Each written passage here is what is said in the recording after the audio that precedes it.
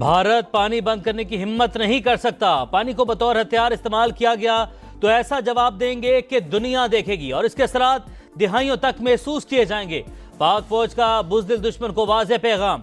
DGISPR lieutenant general Ahmad शरीफ चौधरी ने Arab News को interview देते हुए कहा, कोई पागल ही 24 करोड़ से ज्यादा लोगों का पानी रोकने का सोच सकता है। भारत जब तक कश्मीर पर बात नहीं करता मसला हल नहीं हो सकता। सियासी हुकूमत की हिदायत को हरफ बरहफ मानते हैं। रूसी टीवी को इंटरव्यू में कहा, पाकिस्तान में दहशतगर्दी का असल सरपरस्त भारत है। खवारिज हों या बलोचिस्तान में सरगर्म गिरोह, सबके पीछे इंडिया ही है। पहलगाम वाक़े के चंद मिनट बाद ही इल्जाम पाकिस्तान पर लगाना कहाँ की दानिशमंदी है।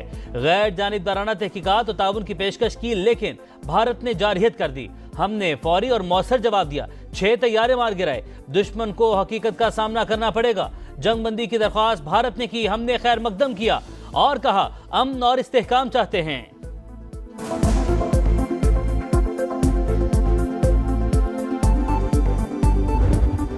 पाकिस्तान सिफारती महाज पर भी भारत को पिछाड़ने के लिए तैयार। भारतीय जारहियत दुनिया के सामने बेनकाब करने का मिशन। इसहाक डार आज चीन के दौरे पर रवाना होंगे। पाक भारत कशीदा सूरत हाल पर मुशावरत होगी। टीवी इंटरव्यू में नायब वज़ीर-ए-आज़म ने कहा, भारत ने हमले की पेश की इतला नहीं दी थी। पता नहीं जयशंकर ने हमले की इतला किसे दी। भारत आज तक पहलगाम वाक़े का कोई सबूत नहीं दे सका। हमारे हाथ मैले होते तो शफाफ तहकीकात की पेशकश न करते। सीज़ फायर राबतों का अमल कामयाबी से जारी है। सिर्फ जंगबंदी नहीं, तवील हिकमत अमली पर भी बातचीत हो रही है।